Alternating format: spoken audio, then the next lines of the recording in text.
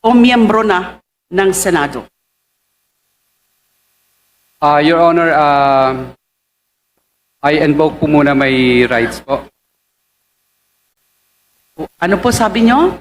I invoke po muna my rights po. Rights? Exactly what right? Yung hindi pa po ako sigurado po sa mga dokumento po ng iba pong pwedeng mabanggit. Hindi ko po maintindihan kung anong klaseng right sa batas ang ini-invoke ninyo. Yes, ang mga umaapir po sa atin, and by the way, with respect to that, Mr. Chair, may I just clarify, how do we call these persons or these individuals, someone were invited to appear before us? Are they guests? Are they resource persons? Or are they witnesses? Because the rules say they are supposed to be witnesses. The rules. And by the way, talking about the rules, isa po po yung kailangan ko pong ipa-clarify. Ano po exactly ang rules na gag-govern ng proceedings natin dito sa TRICOM or Infracom? Kasi po, tatlo pong committee ito. Good Government and Public Accountability, Public Works and Highways, and the third committee is Public Accounts. So 3 committees. And these committees are supposed to be governed by separate rules of proceedings. But I'm not aware of any new rules that would govern or are now governing these very proceedings. Are we being governed by the general rules with respect to rules of governing inquiries in aid of legislation, or the rules of procedure? Or these are the general rules of procedure governing inquiries in aid of legislation? Just clarificatory, Mr. Chair. We're governed by the House rules and the rules of procedure governing inquiries in aid of legislation. Okay, so we the don't have Separate. a separate House rules. Okay. Congresswoman And Galing. indeed, under those rules, witnesses have the rights, have certain rights. Pero po yung binabanggit niyo po ngayon, di ako po sigurado kung ano pong right. What specific right do you have that you are now invoking? You are not invoking right against self-incrimination, right? Your Honor, kung okay lang po ba, nasa executive session ko na lang po sasabihin para sa kaligtasan din po ng pamilya ko at ako. Hindi po ako papayag nun. Of course, that should be the decision of the body. But I am not in favor of this. Kasi, kung kayang-kaya niyo po na pangalanan ang ilan na mga members of the House of Representatives at nababanggit niyo rin nga po yung pangalan nila Speaker and Representative Saldico, doon sa Senado. That was not in executive session. That was in open and public proceedings. I do not get it. I do not understand kung bakit all of a sudden you will be asking for an executive session dito po sa harap ng miyembro ng committee ng House of Representatives. That is quite unfair, and I don't think that is sanctioned by the rules. Bakit po? Your Honor, okay lang po ba Do I take it na gusto mo pa rin magbanggit ng mga pangalan? Hindi po, Your Honor. Wala po. So bakit po kayo humingi ng executive session? Is it a matter of national security? I don't think so. The chair would like to interject. Ano po yung hinihingi, Mr. Diskaya po na assurance, yung protection po ng komite? Kanina po kay Mr. Hernandez, yan din po yung kanya pong hinihingi, no? Mula sa amin. Yun din po yung igagawad po ng komite sa inyo at kay Mrs. Diskaya pagpunta po niya rito.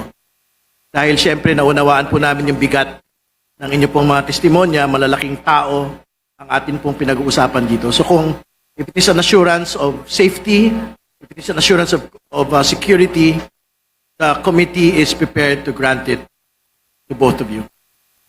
Mr. Chair, I perhaps Mr. Diskaya may be allowed to consult briefly his lawyer. so that the lawyer can enlighten him kung ano talaga ang pwedeng under executive session. Correct? I'm sure the lawyer would know kung saan ka pwede mag-invoke ng executive session. At yung tanong ko po kanina, meron pa ba na mga ibang pangalan kayong babanggitin na wala sa sworn statement? So I so move, Yes. Mr. Chair, to allow the witness to confer with counsel. Yes, Congresswoman De Lima, Mr. Diskaya can confer momentarily with his counsel. Wala na po akong babanggitin po. Opo, pwede na pong ituloy. Wala nang babanggitin. Yes po, hindi ko po ine-exercise yung invoke of the rights kasi wala na po akong idadagdag dito.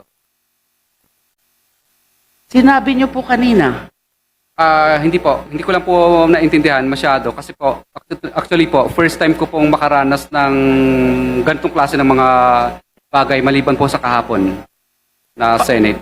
paano niyo po ma-explain na nakalagay dito sa sinumpaang salaysay ninyo, paragraph 20, ilan sa kanila? Hindi ho ba dapat ang linagay dito kung wala na po itong mga dagdag? Ang mga ito ay sina or something to that effect. Pero malinaw na malinaw yung pagkakasabi mo ng ilan sa kanila. At hindi lang po sa paragraph 20. Ganon din po sa paragraph 29. Nung sinabi mo sa ilang pagkakataon ng mga politiko na personal na inaabutan ng halaga ayon sa hinihingi nilang porsyento mula sa proyekto. Ang pagbabayad na ito ay hindi namin kagustuhan kundi isang hakbang na ginawa namin dahil sa matinding panggigipit. Ilan sa kanila ay sina? And then you enumerated 1, 2, 3, 4, 5, 6, 7 congressmen. Paano nyo po mapapaliwanag yon? Ilan sa kanila ay klaro? Opo. Ilan lang? Or examples? Ilan? Few of them. So there is a whole universe. Your Honor, ito lang po ang nakasulat kasi wala po akong gabay ng abogado po dito. Nung akin pong itong sinulat, wala pong nag-draft. Ako lang po. Walang naggabay Opo. na abogado. Opo. So sino ang naggabay sa inyo kung hindi yung abogado? Bali po yung pagsusulat po nito, Your Honor, is ako po ang mismong nagsulat at pinabasa ko lang po sa abogado ko kung okay na siya. Ito po ay subscribe and sworn to noong September 6. Yes, Your Honor. Ang gumawa nito ay abogado ninyo? Ako po, Your Honor. Kayo po. Mhm. O, so bakit po ganun ang pagkakalagay dito? Ilan sa kanila? So Sabado nyo ito in-execute. Yes, Your Honor. Prinisent ninyo kahapon sa hearing ng Senado. Yes, Your Honor. So ito ay sarili mong gawa Yes, Your Honor. na pina-formalize mo na lang sa abogado mo. Yes, Your Honor. Sino po yung abogado nyo? Si ano po? Si Attorney Subido po. Attorney Subido. At ito ang prinisenta nyo sa Senado. At Yes po. wala na kayong idadagdag o babaguhin dito. Kasi hindi ko po maintindihan yun. Wala na po. Wala na Ilan sa kanila? Ano pong ibig sabihin nun? Ilan sa kanila? Explain to us, please. Hindi po malinaw. Ang ibig po sa akin, kasi may pagka-Bisaya po ako, hindi po masyadong klaro sa akin ilan sa kanila. Ibig sabihin po, parang ito po ang mga binabanggit ko. Ito lang ang alam mo? Yes, Your Honor. Wala ka nang idadagdag. Wala na yun. Member of the House of Representatives o kaya ng Senado. You are under oath. Your Honor, I don't believe na ganun nga na ito ay kumpleto na kasi nga yung ilan sa kanila. Your Honor,